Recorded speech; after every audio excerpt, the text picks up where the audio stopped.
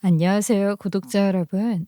여러분들은 혹시 물에 빠진 사람 구해줬더니만 보따리 좀 내놓으라고 난리를 치는 경우를 본 적이 있으실지 궁금하네요. 저는 있었거든요. 사람 구실 못하는 놈 어떻게든 사람 구실 할 수 있게 만들어놨더니 보증까지 내놓으라고 요구를 하는 인간을요. 정말 그때의 기억이 꽤 시간이 흘렀음에도 불구하고 생생하게 나네요. 제가 들려드릴 이야기는 조금 충격적이기도 한 막장 이야기일 수도 있겠어요. 분노 유발자들에게 퍼부었던 제대로 된 복수 이야기 지금부터 시작해 보겠습니다. 우리 아버지는 정말 성실한 샐러리맨이었어요. 요즘은 샐러리맨이라는 표현 자체를 잘 안 쓰는 것 같지만 격동의 시대를 살아온 분들은 그 말이 가진 무게를 다들 아실 거예요. 아버지는 늘 아침마다 엄마가 반듯하게 다려준 양복을 입고 출근길에 오르셨죠. 구두도 반짝반짝 닦아 신으셨는데 그 모습이 제 눈에는 마치 TV 속 뉴스에 나오는 아나운서 같았어요. 그런데 집에 퇴근해 돌아오실 때면 아침에 그 말끔함은 온데간데 없고 얼마나 하루 종일 뛰어다니셨는지 알 수 있을 만큼 옷이 구겨져 있었어요. 넥타이도 삐뚤어져 있고 와이셔츠에는 땀 자국이 선명했죠. 우리 집은 엄청나게 부유한 건 아니었지만 그렇다고 또 돈에 치여 사는 집도 아니었어요. 평범하면서도 알뜰하게 살아온 부모님 덕분에 생활이 안정적이었고 덕분에 저와 오빠는 큰 걱정 없이 학교를 다닐 수 있었죠. 물론 돈이라는 게 있어도 늘 부족하다고들 하잖아요. 그런데 우리 엄마는 조금 달랐어요. 그냥 돈을 아껴두는 사람이 아니라 불릴 줄 아는 사람이었거든요. 엄마는 늘 돈은 일하게 만들어야 해 라고 말씀하셨죠. 아니, 돈을 움직이는 것도 아니고 어떻게 일을 해? 하고 생각을 했었는데 그건 돈을 불릴 줄 알아야 한다는 말이었어요. 동네 아주머니들이 모여서 어느 은행 저금이자가 높다더라. 새로 나온 정기예금이 조건이 괜찮다더라. 이런 이야기를 할 때 우리 엄마는 보험 쪽을 파고들었어요. 보험도 저축처럼 굴릴 수 있다는 걸 알았죠. 그냥 보장만 받는 수단이 아니라는 걸 일찌감치 알고 돈을 부으신 거예요. 사실 그 시절만 해도 보험을 노후 자금 마련용으로 든다는 개념이 널리 퍼져 있진 않았어요. 대부분은 그저 혹시 모를 병원비 대비 정도였죠. 변액보험이니 연금보험이니 하는 건 이름조차 생소하고 어려웠으니까요. 그런데 엄마는 궁금한 게 있으면 끝까지 물어보고 공부하는 성격이셨거든요. 이거는 왜 이렇게 되는 거예요? 그러면 만기에는 얼마를 받을 수 있는 건가요? 하고 집요하게 파고든 거죠. 저는 그런 엄마가 솔직히 조금 창피할 때도 있었어요. 남들 앞에서 그렇게 꼬치꼬치 캐묻는 게 어린 제 눈에는 괜히 없어 보였거든요. 하지만 시간이 지나 보니 그게 엄마의 힘이었어요. 이런 건 300기호가 기가 막히게 알잖아. 이번에 새로 나온 변액보험 들어봤어? 그거? 나 이미 알아봤지. 위험 분산이 잘 돼서 장기로 가져가면 괜찮더라고. 근데 단기로는 별로야. 엄마는 우리 가족을 위해 꼼꼼하게 보험을 챙겼어요.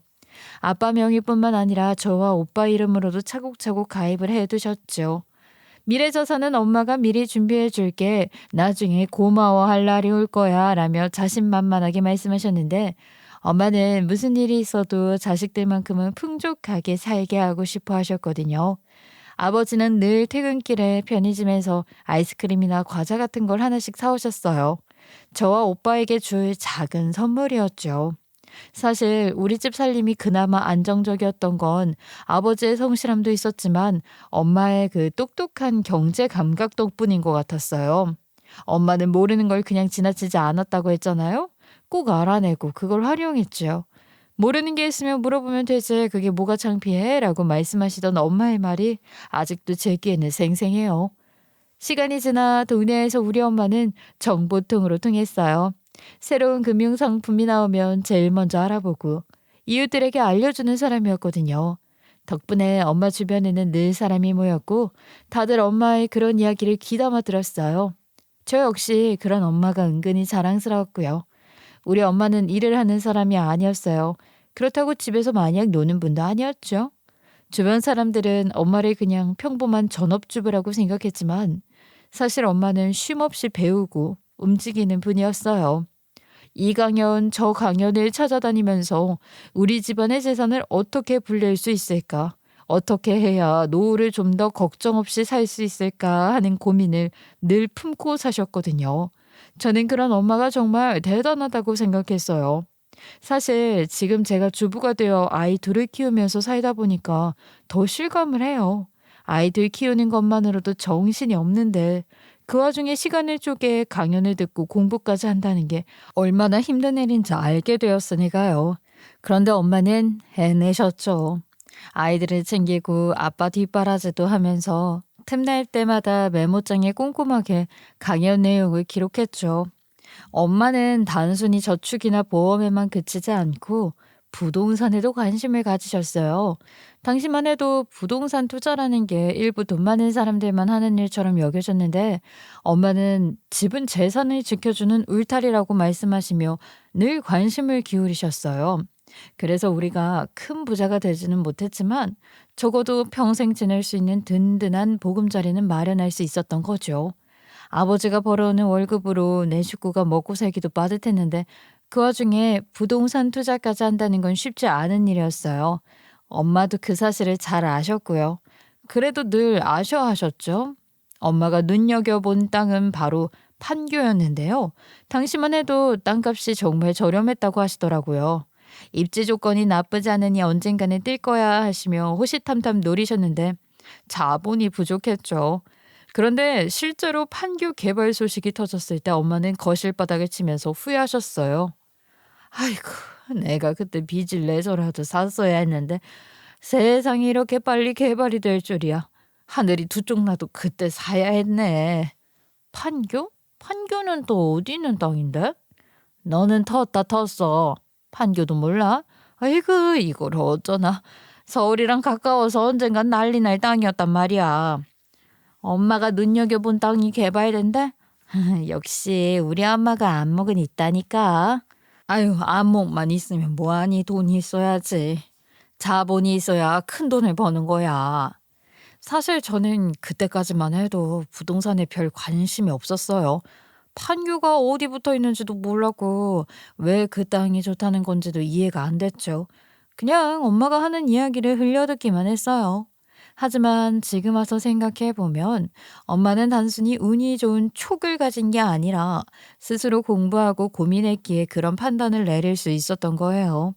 엄마는 남들처럼 드러내놓고 돈을 벌지는 않았지만 가족의 미래를 위해 눈에 보이지 않는 투자를 하신 거예요. 저는 그걸 보면서 아, 엄마는 집안에 보이지 않는 CEO였구나 하는 생각을 했네요. 아버지가 밖에서 열심히 일해 돈을 벌어오셨다면 엄마는 그 돈을 굴리고 키우는 사람이었던 거죠. 그렇게 저는 현명하게 돈을 굴리는 엄마 밑에서 자라서인지 자연스럽게 투자는 결국 타이밍이다라는 생각을 하게 됐어요. 같은 돈을 가지고 있어도 그 돈을 언제, 어떤 타이밍에 쓰느냐에 따라 가치가 완전히 달라진다고 믿었죠. 나이를 먹을수록 그 생각은 점점 더 확고해졌어요. 저는 20살이 되자마자 대학 대신에 취직을 택했는데요. 사실 지금 돌이켜보면 운이 좋았던 것 같아요. 요즘은 고졸 채용 자체가 드물잖아요. 그런데 제가 20살이던 시절만 해도 고졸 전용 채용이 따로 있었거든요. 덕분에 저는 비교적 빨리 사회생활을 시작할 수 있었고 월급이라는 걸 받으면서 저도 사회에서 한 몫을 할 수 있는 사람이 된 것 같아서 조금은 뿌듯했죠. 그렇게 일을 하면서 조금씩 모아둔 돈으로 처음 도전한 게 주식이었어요. 솔직히 말하면 아무것도 모르고 시작했죠. 그냥 차트 조금 들여다보다가 이거 좋아 보이는데? 하고 사는 시기였으니까요. 주식한다고? 야, 주식으로 1억 만드는 법이 뭔지 알아? 2억으로 시작하는 거래. 아이, 그런 걸 왜 하냐? 차라리 은행에 넣지. 은행 이자 엄청 적잖아. 주식으로 내가 1억을 쓰는 것도 아니고 그래봐야 푼돈인데 뭐 그냥 해볼래? 잃어봐야 얼마나 잃겠어. 물론 결과는 천차만별이었어요. 정말 로또라도 맞은 것처럼 몇 배로 뛴 주식도 있었고 반대로 눈 깜짝할 사이에 휴지 조각이 되어버린 것도 있었죠. 그런 걸 겪으면서 저는 뼈저리게 느꼈어요. 투자라는 건 운이 아니라 공부가 필요하구나 싶었죠. 그래서야 비로소 제가 어릴 적 엄마가 왜 그토록 바쁘게 강연을 다니고 메모를 하고 꼼꼼히 따져가며 투자처를 찾으셨는지 이해가 된 거예요. 그 후 저는 회사 다니면서 짬짬이 주식 공부를 했어요. 책도 읽고 신문 경제면도 챙겨보고 온라인 강의도 듣고 말이에요. 하지만 다들 아시잖아요. 직장인의 하루가 얼마나 빠듯한지. 아침에 출근해 하루 종일 일하고 퇴근하면 지쳐서 눈꺼풀이 감기는 상황에서 공부까지 하려니까 24시간이 턱없이 모자라더라고요. 어느 날은 야근을 하고 집에 돌아와 노트북을 켰는데 책을 펼쳐놓고 10분도 안 돼서 그대로 꾸벅꾸벅 졸고 있는 제 모습을 발견했어요. 그때 저는 깨달았죠. 지금은 주식에 올인을 할 때가 아니구나. 지금은 그냥 일에 집중하고 돈을 벌어야 할 시기다. 언젠간 내 자리를 굳건하게 지킬 수 있는 때가 오면 그때 다시 제대로 공부하고 다시 투자하면 되지. 그렇게 저는 한동안 주식과 거리를 두고 회사 일에 몰두를 하기 시작했어요. 그런데 회사에서 벌어들이는 돈이라는 게 정말 한 줌이더라고요. 월급 명세서를 들여다보면 한숨이 저절로 나왔죠. 이 돈으로 언제 집을 사고 언제 결혼을 하고 언제 부모님처럼 안정적인 삶을 살지? 그런 생각이 저의 머릿속을 계속 괴롭혔거든요. 게다가 20대라는 나이는 갖고 싶은 것도 하고 싶은 것도 너무 많잖아요. 좋은 옷도 입고 싶고 친구들이랑 여행도 가고 싶고 맛있는 것도 먹고 싶고요. 그러다 보니 모으는 것보다는 쓰는 게 더 많았던 것 같아요. 통장을 열어보면 숫자는 늘 제자리 걸음인데 제 마음은 늘 초조했죠. 그럼에도 불구하고 저는 조금씩이라도 돈을 모아두려고 했어요. 야금야금 모은 돈을 바라보며 이 시드가 언젠가 내 기회를 만들어줄 거야 라고 생각하면서 스스로 다짐을 했죠. 그리고 결국 20대 후반에 다시 주식이라는 세계에 발을 들이게 됐어요. 이번에는 예전처럼 무턱대고 뛰어든 건 아니었어요. 그래도 기본적인 공부는 되어 있었고 사회생활을 하면서 얻은 감각도 있었으니까요. 이번에는 절대 예전처럼 어설프긴 하지 말자. 천천히 제대로 해보자고 다짐을 했습니다. 그 순간은 마치 새로운 인생 2막을 여는 듯한 기분이었어요. 그런데 말이죠. 맨 땅에 헤딩을 하려니 정말 어렵더라고요. 차트를 아무리 봐도 무슨 암호문 같고 지표라는 것도 숫자만 잔뜩 있어서 하나도 감이 오질 않았어요. 그래서 저는 잘하는 사람들한테 배워야겠다 싶어서 주식 고수들이 모여있다는 커뮤니티에 가입을 했어요. 처음에는 그냥 눈팅만 했죠. 사람들이 어디에 투자하는지 어떤 이야기를 나누는지 조심스럽게 살펴보면서요. 그러다 모르는 지표가 있으면 용기를 내 댓글을 달아 물어보기도 했어요. 그런데 신기하게도 제가 남긴 질문마다 꼬박꼬박 답변을 달아주는 사람이 있었어요. 설명도 친절하고 이해하기 쉽게 풀어주더라고요. 와, 이 사람 진짜 대단하다. 책보다 더 알기 쉽게 설명해주네. 저는 점점 그 사람 답변만 기다리게 되었어요. 그러다 어느 날 그냥 댓글로만 묻기에는 아쉬운 마음이 들어서 커뮤니티 쪽지 기능을 이용해 봤어요. 그런데 의외로 그쪽에서 흔쾌히 답을 해주시더라고요. 그렇게 쪽지를 주고받기 시작했는데 어머 이게 웬걸? 생각보다 대화가 너무 재미있는 거예요. 처음엔 주식 이야기만 했어요. 이 회사는 전망이 어떻냐, 지금은 사야 할까요? 기다려야 할까요? 같은 질문이었죠. 그런데 점점 대화가 길어지면서 일상적인 이야기까지 오갔어요. 회사 생활은 어떤지, 주말엔 뭘 하는지, 좋아하는 음식은 뭔지 같은 것들이요. 저는 그 사람과 이야기할 때마다 시간이 훅훅 지나가는 걸 느꼈어요. 그렇게 쪽지를 주고받은 지 어느덧 6개월이 훌쩍 지나갔지요.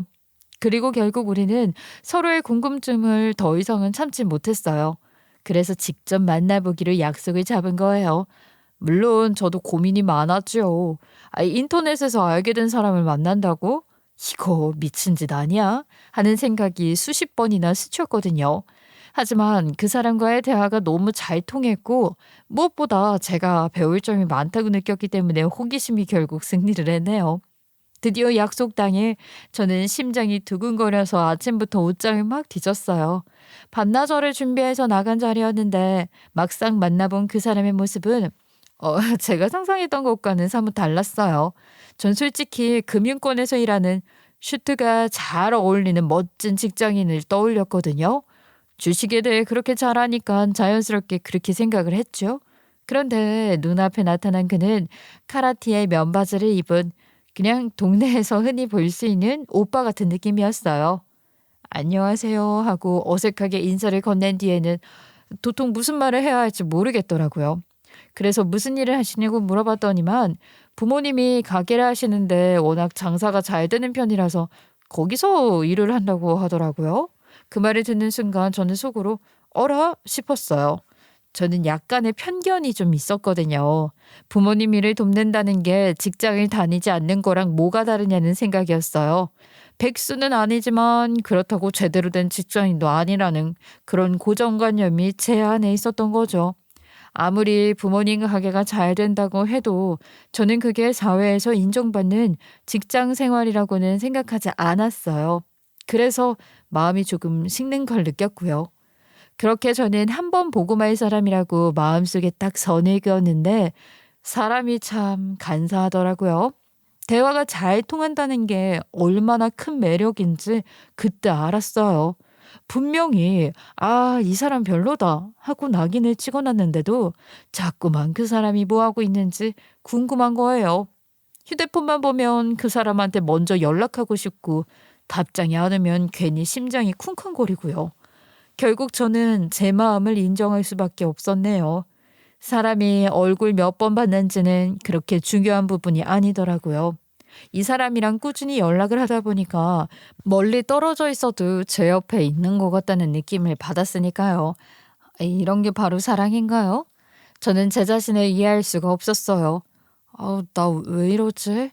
서른이면 이제 다 알 만큼 아는 나이 아닌가? 혼자서 거울을 보며 중얼거릴 때마다 스스로도 웃음이 났어요. 누가 알았겠어요. 제가 이렇게 철없는 연애 감정에 빠질 줄은요. 원래 사랑하면 콩깍지가 씌인다고 하잖아요. 정말이더라고요. 남들 눈에는 평범한 동네 오빠 같은 그 사람이 제 눈에는 연예인처럼 반짝여 보이기 시작했으니까요. 물론 진짜 연예인처럼 안 생겼다는 걸 알면서도 저 스스로 부정하는 거죠. 콩깍지라고 하잖아요. 우리는 그렇게 몇 번 더 만났고 자연스럽게 매일같이 문자를 주고받았어요. 하루를 시작할 때 "잘 잤어요?"로 시작해서 자기 전에는 "오늘도 수고 많았어요. 잘 자요."로 끝나는 게 일상이었죠. 밤마다 이어지는 통화는 두세 시간을 훌쩍 넘기기 일쑤였어요. 저는 통화를 끊고 나면 꼭 베개를 끌어안고 웃음을 터뜨리곤 했어요. 무슨 사춘기 때도 굴러가는 낙엽을 보고 웃어본 적이 없는데 이렇게 나이 다 먹고 난 다음에 실실 미친년처럼 쪼개게 될 줄 누가 알았겠냐고요. 물론 우리를 이어준 건 주식이라는 공통 관심사도 있었어요. 서로 주식 계좌를 보면서 "오늘은 이거 올랐네. 너는 뭐 샀어?" 하며 대화를 이어가기도 했죠. 덕분에 돈도 조금씩 불려가고 있었고 그만큼 더 의기투합되는 기분이었어요. 그렇게 1년이라는 시간이 흘렀고 우리는 자연스럽게 결혼을 약속했어요. 저는 그때만 해도 이제 우리 인생의 꽃길만 펼쳐질 줄 알았는데요. 근데 역시 세상 일이 그렇게 호락호락하지는 않더라고요. 문제는 저희 부모님이었어요. 남편이 부모님의 가게에서 일한다는 사실이 저희 부모님 눈에는 조금 철없게 보였던 거예요. 사실 저도 처음엔 그랬잖아요. 그래도 정식으로 회사를 다니는 게 아니라 부모님 가게를 돕는 거라니 앞으로 미래를 어떻게 꾸려나가려고 저러나 싶기도 했고요. 그러니 저희 부모님이 반대하시는 것도 이해가 됐죠. 하지만 그 생각은 시부모님의 가게에 가본 순간 싹 바뀌었어요. 정말 눈을 의심할 정도였거든요. 저 멀리 끝이 보이지 않을 정도로 줄이 늘어서 있었는데요. 그냥 동네 가게가 아니라 줄 서서 먹는 맛집 중에 맛집이었던 거예요. 우와, 직원들도 수십 명이 있었는데 손님 수에 비하면 그것도 턱없이 부족해 보일 정도였어요. 북적이는 홀을 보면서 저는 이건 부모님 가게를 돕는 게 아니라 진짜 중요한 일을 하고 있는 거구나 하고 깨달았죠. 남편도 그 사이에서 땀을 뻘뻘 흘리며 성실하게 일을 하고 있었어요. 그냥 억지로 뭐 끌려다니는 게 아니라 정말 즐겁게 일하는 모습이었죠. 직장이 있는 것도 아니고 아무리 부모님네 가게 장사가 잘 된다고 해도 거기서 내내 어떻게 일을 하니? 식당 일 한다고 돈을 많이 버는 것도 아닐 텐데. 나도 그런 줄 알았는데 직접 가게에 가보니까 마음이 바뀌었다니까요. 아빠, 엄마, 직접 보니까 생각이 달라질 거예요. 저렇게 많은 손님을 상대하는 게 어디 쉬운 일일까요? 제 남자친구는 진심으로 일하고 있는 거예요. 직장 다니는 거 부럽지 않을 정도로 돈을 벌 수도 있죠. 그래? 아이, 그렇게 장사가 잘 된단 말이야? 그럼 우리도 한번 슬쩍 가서 밥이라도 먹어보자. 부모님도 처음엔 고개를 갸웃거리셨지만 가게를 들러본 뒤에는 이 정도면 인정해야겠다 하시며 생각을 바꾸셨어요. 양가 부모님의 허락이 떨어졌으니 결혼도 오래 걸리진 않았죠. 결혼 이후에도 남편은 쭉 시부모님의 가게에서 일을 했어요. 그리고 언젠가는 그 가게를 물려받고 싶다는 말을 저한테도 했죠. 저는 은근히 기대도 했어요. 그런데 시부모님께서는 늘 같은 대답을 하셨어요. 물려줄 생각 없어. 너는 그냥 네 일하는 거야. 식당 일이라는 게 어떻게 될지 모르는데 너희들도 먹고 살 길을 찾아야지. 이제 와서 식당을 물려주지 않을 거라고 하시면 난 어떻게 하라고. 그러니까 매번 다른 길을 찾아보라고 얘기를 했었잖아. 처음엔 농담인 줄 알았는데 몇 번을 반복해서 듣다 보니까 진심 같더라고요. 저는 조금 불안해졌어요. 앞으로의 미래가 어떻게 될까 하고요. 그리고 남편이 슬쩍 털어놓은 과거 이야기는요, 제 마음을 더 복잡하게 만들었어요. 남편은 저를 만나기 전까지만 해도 일도 대충대충 하고 부모님께 매번 돈 달라고 떼만 쓰는 사람이었다는 거예요. 심지어 주식 투자한다고 하면서 날려먹은 돈도 어마어마했다더라고요. 전 순간 머리가 띵해졌어요. 내가 이 인간한테 속은 건가? 내가 아는 모습은 진짜가 아니고 잠깐 반짝한 가짜 모습인 건가? 의심이 밀려왔죠. 한편으론 제 사랑이 그를 바꾸게 만든 거라고 믿고 싶었지만 또 한편으론 불안이 가시질 않았어요. 그래도 우리 남편이 예전처럼 철없이 살지 않고 정신을 차렸다는 게 얼마나 다행이에요. 저는 그 믿음 하나로 하루하루를 살았어요. 그러다 보니 아이도 둘이나 낳고요. 정신없이 시간을 보냈죠. 첫 아이가 태어났을 때는 남편이 아기를 안고 엉엉 울면서 "나 진짜 이제 아빠 된 거야?" 하던 모습이 아직도 기억이 납니다. 그때만 해도 이 사람이 앞으로는 가정을 위해 열심히 살겠구나 싶었죠. 아이를 또 얼마나 끔찍하게 아끼던지 세상에 이런 아빠가 또 있을까 싶기도 했고요. 아이를 키우다 보니까 자연스럽게 저는 직장을 그만둘 수밖에 없었어요. 경력은 점점 끊기고 생활비는 확실히 쪼들리더라고요. 아이들이 어릴 때는 기저귀 값이나 분유값 정도였으니까 그럭저럭 버틸만 했는데 초등학교에 입학하면서부터는 이야기가 달라졌어요. 한 달에 나가는 돈이 장난 아니더라고요. 첫째 아들은 태권도를 꼭 다니겠다고 고집을 부렸고 둘째 딸은 또 미술학원을 꼭 가야 한다면서 매일같이 졸라댔어요. 그런데 거기서 끝이 아니었어요. 영어 학원, 독서 논술 학원까지. 결국 학원비만 따져도 제 허리가 휘청휘청했어요. 내가 다시 그냥 취직을 해볼까? 그래도 예전에 일했던 경력이 있으니까 뭔가 잡히겠지? 그런 생각도 물론 했죠. 하지만 막상 채용 공고를 찾아보면 나이도 걸리고 경력 단절도 문제라 쉽지는 않았어요.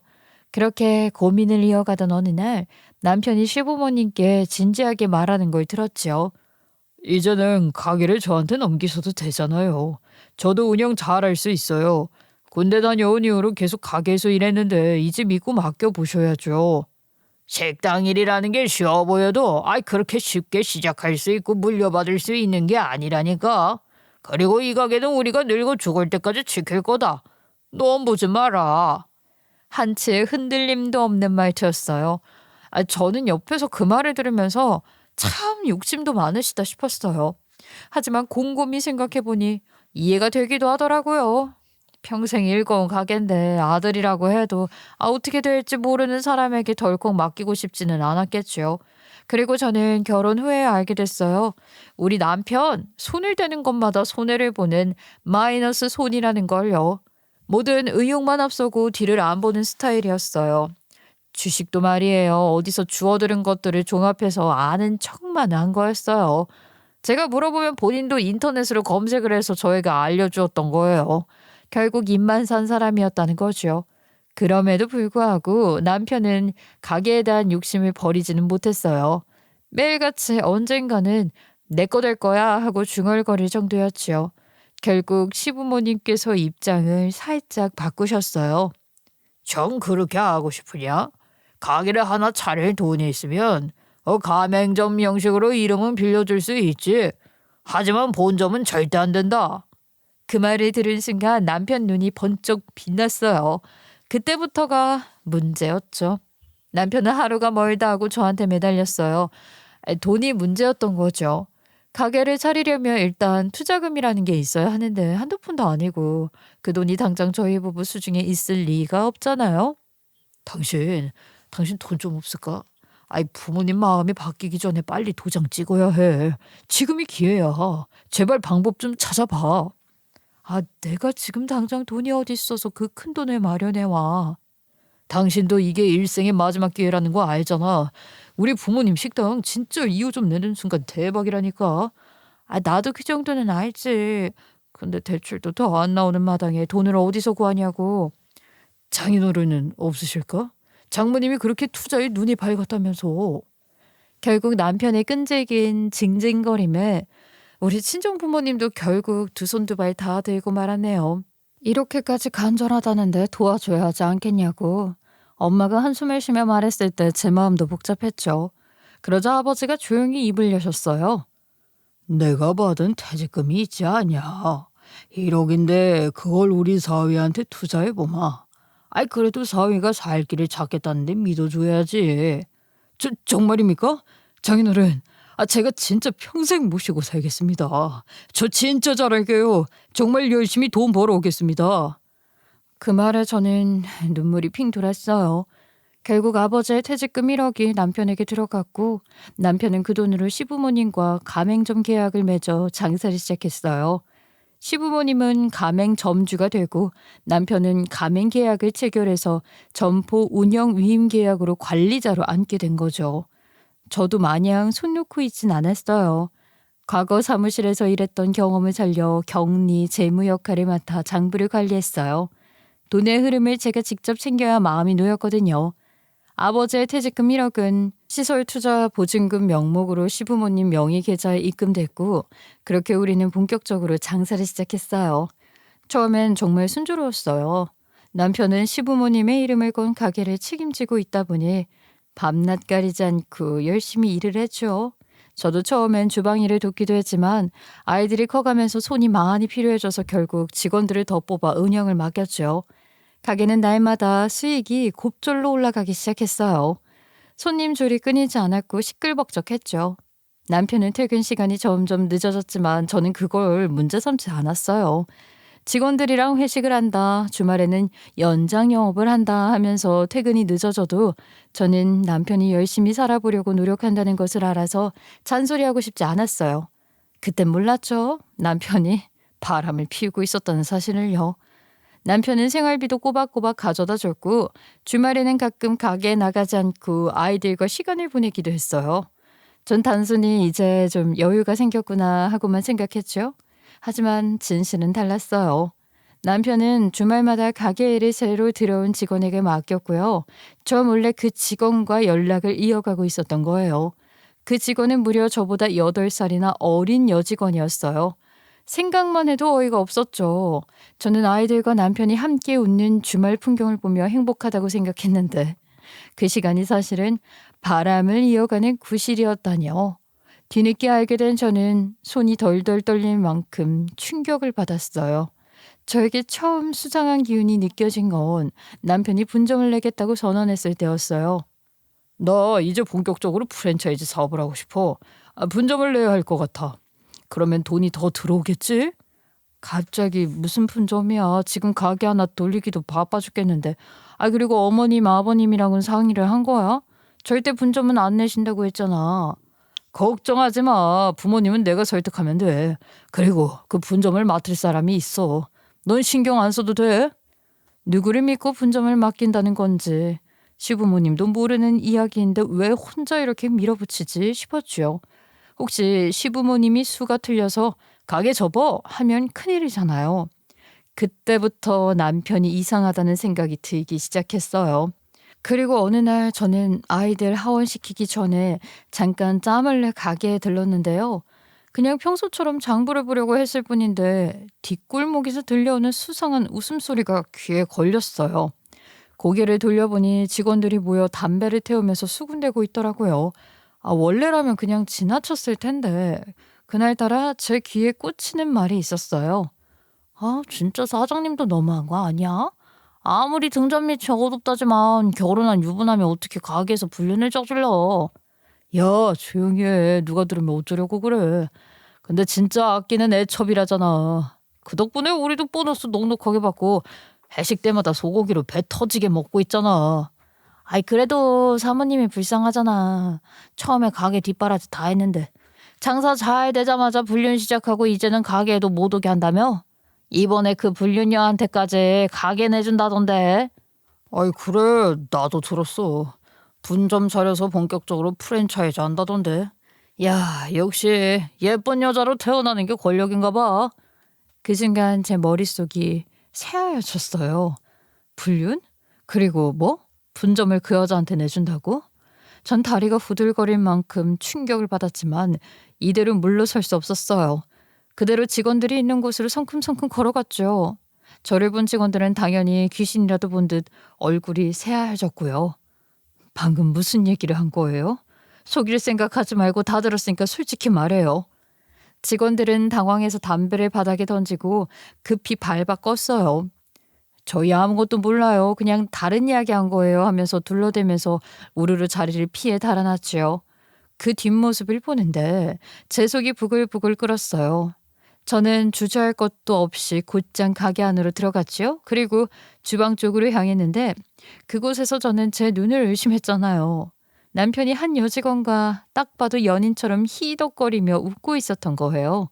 그 여자는 팔짱을 끼고 고개를 까딱거리며 수줍은 미소를 짓고 있었고요. 남편은 그녀의 얼굴을 보며 한껏 들떠있더군요.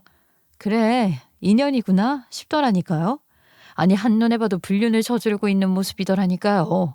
제가 가게에 발을 들이지 않으니 안심을 했었겠죠. 직원들 보기 부끄러운 줄도 모르고 발정난 개새끼처럼요. 당신 지금 뭐 하는 거야? 지금 정말 가게에서 뭐 불륜이라도 저지르는 거야? 남편은 화들짝 놀라더니 순식간에 여직원을 자기 뒤로 감추는 겁니다.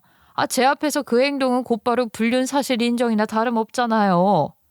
너 지금 미친 거 아니야? 직원들까지 다 알 정도로 대놓고 불륜을 저지르는 것도 모자라서 이제는 저 여자한테 분정까지 차려주겠다고? 너 일하려고 시부모님까지 꼬셔가면서 체인화 하자고 한 거니? 너 이 가게 누구 덕에 세워진 건지 알고나 있어?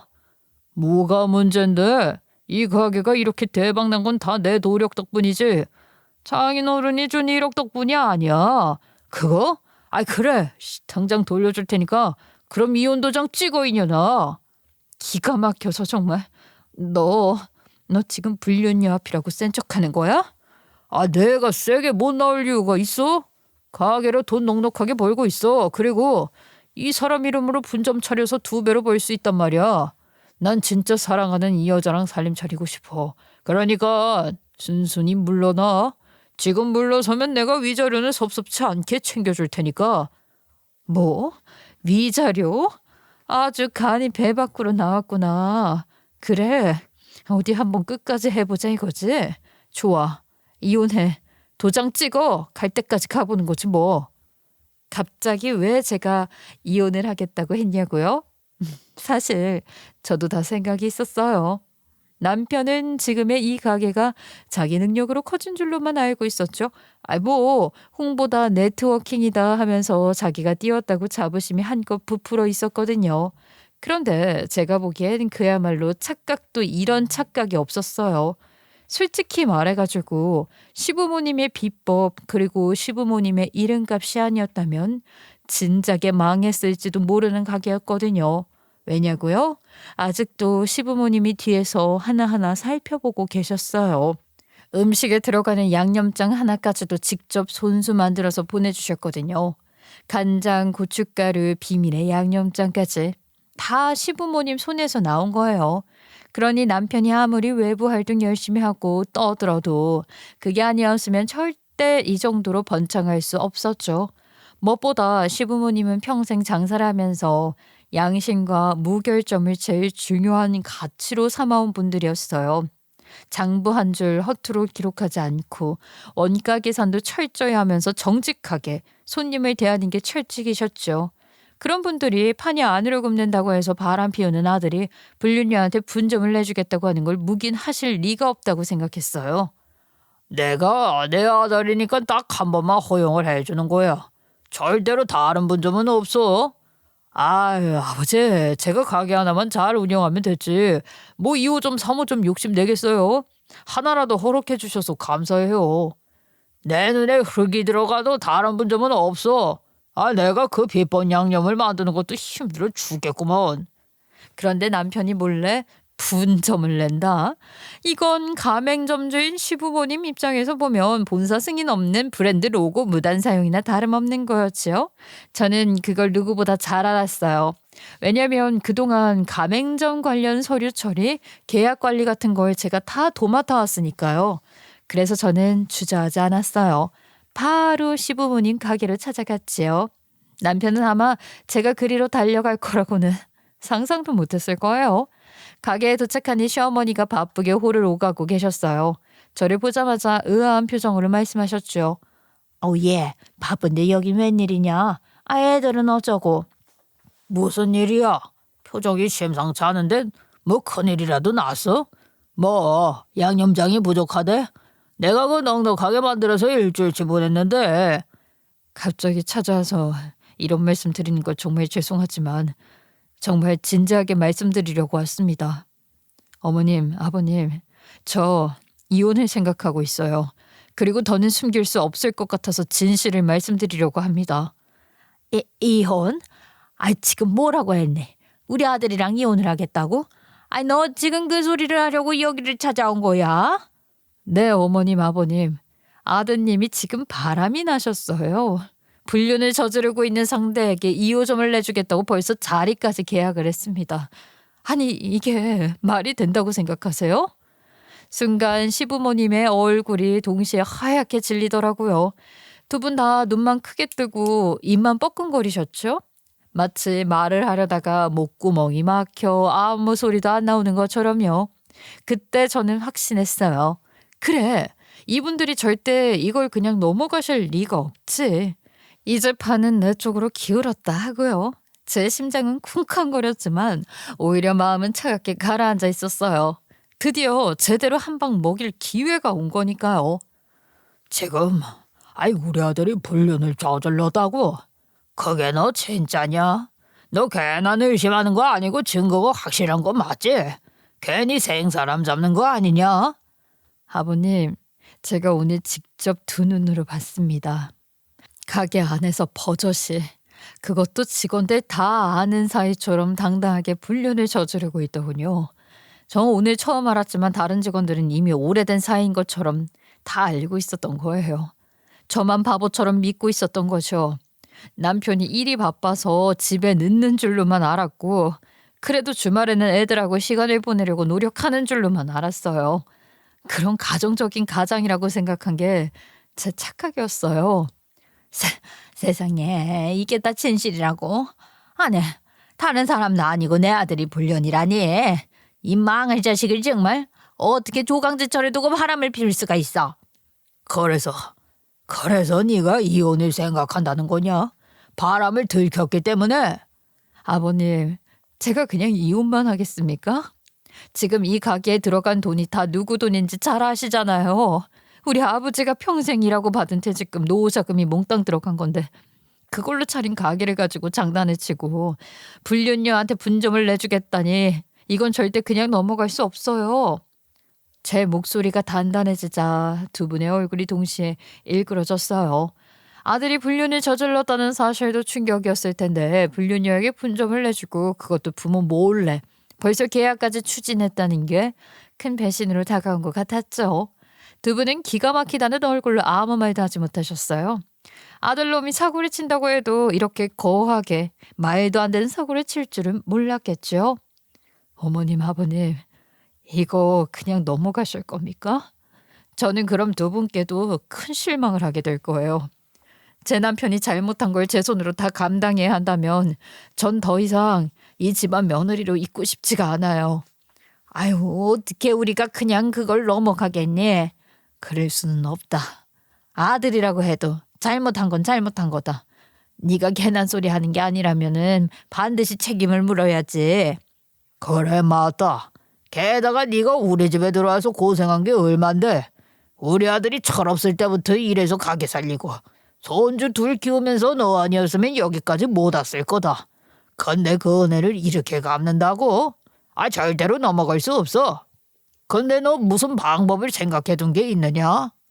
네, 방법이 있어요. 지금 남편이 불륜녀 명의로 임대차 계약을 체결했잖아요. 간판, 메뉴, 유니폼까지 전부 시부모님 가게의 브랜드를 그대로 복제해서 쓰고 있더라고요. 그런데 본사의 승인 없는 분점 개설은 가맹 계약서의 필수 조항을 정면으로 위반하는 겁니다. 이건 명백한 계약 위반이에요. 그 말을 듣자 두 분이 동시에 눈빛이 달라졌어요. 시아버지는 한 손으로 무릎을 탁 치며 그게 바로 위법이구나 하셨어요. 명백히 잘못된 일을 저질렀으니 벌을 받아야 한다고요. 사실 저는 시부모님이 이렇게까지 제 편을 들어주실 거라고는 상상도 하지 못했어요. 막말로 팔은 안으로 굽는 법 아니겠어요? 본인 아들의 잘못을 어떻게든 작은 잘못으로 만들고 저에게 조용히 떠나라고 하실 줄 알았거든요. 근데 아들의 잘못을 파헤쳐서 벌을 받게 만들자고 말을 하시니 오히려 의심이 들기까지 하더라고요. 그래서 저는 선뜻 감사하다고 인사를 못 하겠더라고요. 그래도 할 말은 해야 하니까 남편 놈이 저에게 한 말들을 고스란히 시부모님께 일러 바쳤죠. 그리고요. 저한테 글쎄 투자금 받은 거 1억을 돌려줄 테니까 이혼을 하자고 하더라고요. 서로 질질 끌 필요가 있냐면서요. 그런데 저는 투자금만 돌려주면 끝이라고 생각하지 않거든요. 그동안 벌어들인 수익이라는 게 있잖아요. 저는 투자금에 대한 정산을 한 번도 제대로 받은 적이 없는데 그 책임까지 물어야 하지 않겠어요? 그거야. 그렇지. 근데 그렇게까지 해서 이혼을 하는 게 맞나 싶긴 하네. 시어머니께서는 슬쩍 시아버지의 눈치를 보면서 말을 하셨어요. 팔이 하늘을 굽긴 굽는구나 싶더라고요. 제가 아무 소리를 안 하고 있고 시아버지 역시 팔짱을 끼고 아무 말도 안 하고 있으니까 시어머니께서는 가슴을 팡팡 치셨어요. 아무리 그래도 아들인데 막상 며느리 편을 들겠다고 마음을 먹으니까 또 답답함이 밀려오기 시작한 거죠. 아들 인생을 망치는 게 맞나 싶으셨을 거예요. 그래, 나도 내 아들이 큰 잘못한 거는 알지만 내가 따끔하게 혼내면 말을 듣지 않을까 싶기도 한데 어떻게 애미야, 한 번만 눈 감고 넘어가 줄 생각은 없니? 분정 같은 건 절대로 못 내게 할 거고 그 여자가 다시는 얼씬도 못하게 할게. 죄송해요, 어머님. 전 이미 이혼을 결심했어요. 이젠 돌이킬 수 없어요. 죽이 되든 밥이 되든 이혼은 반드시 할 겁니다. 그리고요. 그 인간이 멀쩡하게 가게를 운영하는 꼴은 더더욱 죽어도 못 봐요. 솔직히 말해서 동네에도 이미 다 소문났을지도 몰라요. 어머님 아버님 이름을 간판에 걸고 불륜을 저지르면서 그게 부끄럽지 않으세요? 그래, 내가 우리 며느리 마음을 이해 못하는 건 아니지. 게다가 남편이 불륜녀 이름으로 임대차 계약을 체결했잖아요. 이건 명의대여나 다름없어요. 본사의 사전 승인 없이 출점을 강행했고 상표 사용 규정까지 위반했다고요. 이게 명백한 계약 위반이라는 거 아시잖아요. 그제야 시부모님은 서로 눈을 마주치고 깊게 고개를 끄덕이셨어요. 결국 아들의 불륜을 끝내 인정하지 못하는 모습이었지만 제 편에 서겠다는 결심을 굳히신 거였죠. 그 사이 남편은 신나게 분점을 꾸미고 있었고 저와는 이혼 이야기를 현실처럼 밀어붙이고 있었어요. 저는 겉으로는 순순히 양보하는 듯 보였죠. 아이들의 양육권 문제를 조용히 정리했고 짐을 친정으로 옮기며 이혼 준비를 하는 척을 했어요. 하지만 속으로는 발톱을 날카롭게 숨긴 채 남편과 그 불륜 관계에 숨통을 조여줄 준비를 하고 있었죠. 남편은 뻔뻔하게도 먼저 재산분할 이야기를 꺼내더라고요. 너는 이 가게에 기여한 게 없으니까 너 1억만 들고 조용히 나가. 더 바라지 말고. 내 기여도가 없다고? 그동안 내가 처리를 한 일이 얼마나 많은데 내가 가만히 곱게 나갈지 말지는 생각 좀 더 해보고. 남편이랑 실랑이를 벌이고 있던 그때 시부모님이 제 편에 서주신다는 건 그 자체로도 엄청난 무기였어요. 아들을 두고 며느리 편을 들어주는 부모라니 누가 상상이나 했겠어요? 그런데 그 과정에서 시부모님께서는 사람다운 일을 하나씩 하기 시작하셨어요. 시부모님이 우리 친정을 찾아와 제 부모님께 고개를 숙이셨던 거예요. 저희가 아들놈을 잘못 키워서 며느리에게 큰 상처를 입히고 말았습니다. 그것에 대해 사죄드리러 왔습니다. 제 엄마 아빠는 놀라서 뭐라 할 말을 잃으셨고, 특히 아버지는 불륜 이야기를 듣자마자 얼굴이 벌개지며 분노를 참지 못하셨어요. 평생 성실하게 살아온 분인데 사위라는 작자가 불륜에다가 뻔뻔하게까지 굴었다니 용납할 수가 없으셨던 거지요. 그런데 그 자리에서 진짜 속사정이 밝혀졌어요. 전 아주 충격을 먹었죠. 남편이 글쎄 시부모님의 친자가 아니라는 겁니다. 어머나, 순간 저희 부모님뿐 아니라 저도 벼락 맞은 사람처럼 얼어붙었죠. 네? 친자가 아니라고요? 그러면 뭐 입양을 한 아들이라는 거예요? 저는 꿈에도 몰랐어요. 우리 아들은 사실 내 여동생의 아이야. 내 여동생이 홀몸으로 아들을 출산했고 생을 마감했어. 아이 아버지가 엄청난 바람둥이였거든. 애도 두고 훌쩍 떠나버렸더군. 갓난아이를 맡으려는 사람이 아무도 없었는데 우리에게 자식이 생기지 못하는 처지라 입양을 해서 키우게 됐지. 우리 핏줄이긴 하니까 내 친자식처럼 그렇게 조카를 키워왔던 거야. 그제야 모든 게 이해가 됐어요. 왜 시부모님이 늘 남편에게 애틋하면서도 한편으로는 믿음을 주지 않고 가게도 쉽게 물려주려 하지 않으셨는지. 아들이 아니라 조카였던 거예요. 그제서야 제 머릿속 퍼즐이 딱딱 맞아떨어지는 느낌이었죠. 아마 남편이 진짜 친자식이었다면 결과가 조금은 달랐을지도 모르겠죠. 하지만 시부모님은 단호했어요. 불륜은 사회악이다.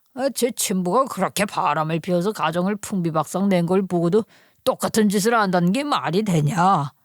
그 말에 저는 소름이 돋았어요. 그제야 알게 된 사실이었거든요. 남편의 친모, 그러니까 시아버지의 여동생은 남편의 친부가 바람을 피우는 바람에 이혼을 했고 결국 홀로 생을 마감하면서 남편을 고아처럼 남겨두었던 거예요. 아니 그 사정을 누구보다 잘 아는 인간이 어떻게 또 불륜을 저질러요? 우와, 제정신이 아니고서야 어떻게 자기 어머니가 어떤 결말을 맞았는지 다 알면서 똑같은 짓을 해요. 이게 피는 못 속인다는 말이구나 싶었죠. 남편 놈이 제 눈에는 정말 사람 새끼로 보이지 않았어요. 결국 저는 시부모님과 뜻을 모았어요. 더는 이렇게 두고 볼 수 없었죠. 우리는 고발을 하기로 했어요. 불륜 자체도 문제였지만 브랜드 무단 사용과 이미지 훼손은 명백한 법적 사안이었거든요. 당당하게 불륜을 저지르고 겉돈 모자라서 본점을 그 여자한테 차려주겠다고? 우리는 그런 놈을 아들로 둘 수 없다. 호적에서 파버리겠어 아주. 그리고 가맹점도 당장 해지야. 우리 이름으로 그딴 더러운 장사 못한다. 시부모님은 보여주기라도 하듯 실제로 행동에 들어갔어요. 내용 증명을 보냈죠.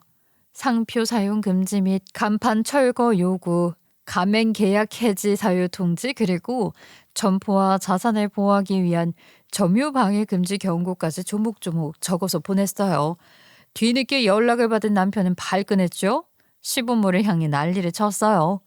이거는 부당한 갑질이라고요. 저를 죽이려고 작정이라도 하신 거예요. 네가 한 짓을 생각하고 말해라. 그 내용 증명이 다 적혀 있으니까 대답은 안 해줘도 되겠지.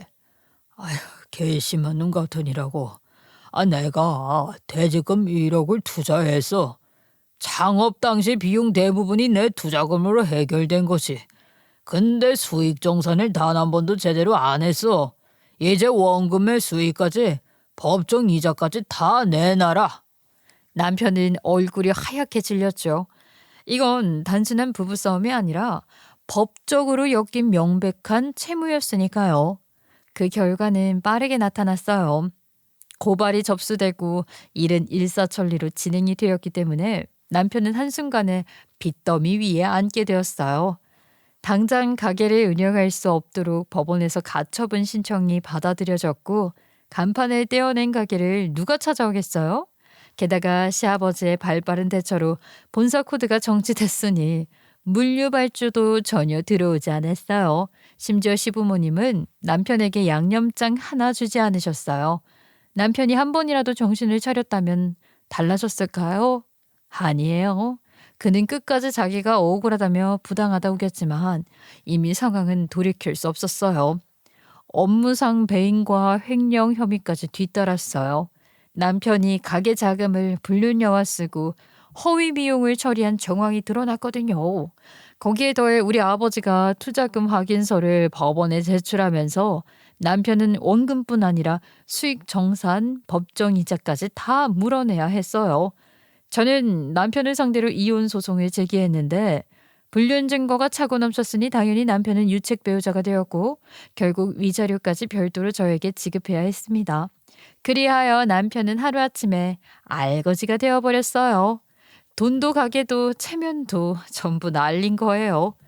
남편은 그제서야 본인이 모든 걸 잃었다는 걸 깨달은 모양이었어요. 결국 시부모님을 찾아와 무릎을 꿇고 소송을 취하해달라며 울먹이며 빌었죠. 2번 다시는 이런 짓 안 하겠다고 손이 발이 되도록 싹싹 빌더라고요. 목소리는 떨리고 눈물 콧물이 뒤범벅이었지만 시부모님은 더는 흔들리지 않으셨어요. 너도 이제 많이 넘었잖아. 우리가 뭘 더 해줄 수 있겠냐. 40년 넘게 키워줬으면 할 만큼 했고 봐줄 만큼 봐줬다. 이제는 네 인생 네가 알아서 살아라. 자식을 이렇게 버리실 수가 있어요? 어떻게 부모가 자식을 내칠 수가 있습니까? 하지만 따지고 보면 친자식도 아니었잖아요. 입양해서 키워주신 것만 해도 감사해야 할 판이었죠. 시부모님은 고개를 저으며 더는 대꾸도 안 하셨어요. 그 순간 남편의 얼굴에서 마지막 희망이 꺼져가는 게 보였어요. 시부모님이 안 통하자 남편은 결국 우리 친정을 찾아왔어요. 저와 아이들 그리고 제 부모님 앞에서 또다시 싹싹 빌더라고요. 고개를 조아리고 손까지 덜덜 떨고 있었지만 그렇다고 저희가 뭐 용서해 줄 리가 있었겠어요? 당신 가진 거 정말 양말 한 켤레까지 다 빼앗아 갈 거야. 네가 뭘 잘못했는지 평생 두고두고 기억하게 해줄게. 그 말에 남편은 더 기댈 곳이 없다는 걸 깨달은 듯 비틀거리며 나갔어요. 결국 남편은 가게를 정리하고 집까지 팔아서 위자료와 재산 분할을 저에게 해줬어요. 매달 양육비까지 법적으로 지급을 하게 되었죠. 우리 아버지께도 투자금 1억을 돌려주겠다고 큰 소리 쳤지만 정작 손에 돈이 얼마 남아있지 않으니 지연 손해금은 천천히 갚겠다고 빌고 또 빌더라고요. 장인어른, 법정 이자가 너무 셉니다. 제발 조금만 낮춰주시면 안 될까요? 누가 네놈 장인이야? 네가 내 돈을 가지고 장난친 순간부터 그거는 이미 네 책임이다. 봐줄 생각 없어. 결국 남편은 돈이 다 떨어지자 시댁에 다시 들어가려고 했지만 시부모님이 문전박대하셨고 불륜녀도 전 남편의 돈줄이 말이자 가차없이 버렸다고 하더라고요. 지금은 뭐 배달 일을 하는지 오토바이 헬멧을 눌러 쓰고 지나가는 모습을 동네 사람들한테서 가끔 전해 듣곤 해요. 아주 꿀이 말이 아니죠. 불륜녀 근황도 궁금하시죠? 그녀는 전 남편이 다 망하고 난 뒤로는 다른 남자에게 붙어버렸다고 하더라고요. 뭐 이거는 제가 직접 본 게 아니라 소문이라 맞는지 아닌지는 모르겠지만요. 반면 저는요, 지금 아이들과 함께 제2의 인생을 살고 있어요. 부모님 댁 근처에 작은 카페를 차려 조용히 운영을 하고 있는데 생각보다 장사가 잘 돼요. 저를 도와주는 친정엄마 아빠가 계시고 아이들도 씩씩하게 잘 커져서 더 바랄 게 없어요. 가끔 전 남편의 소식을 전해 듣고 있으면 그래요. 인과응보란 게 괜히 있는 말은 아니구나. 남의 가슴에 못질하고 정직하게 살라는 부모의 가르침을 배신한 결과가 결국은 자기 몰락으로 돌아오더라고요. 저는 이제 후회나 미련 같은 건 없어요. 오히려 제 옆에 든든한 부모님과 아이들이 있다는 사실에 감사해요. 이것도 제 복이라면 복이겠죠? 앞으로도 열심히 내일을 살아보겠다고 저 스스로에게 다짐을 하면서 제 사연을 마치겠습니다. 끝까지 들어주셔서 정말 감사합니다.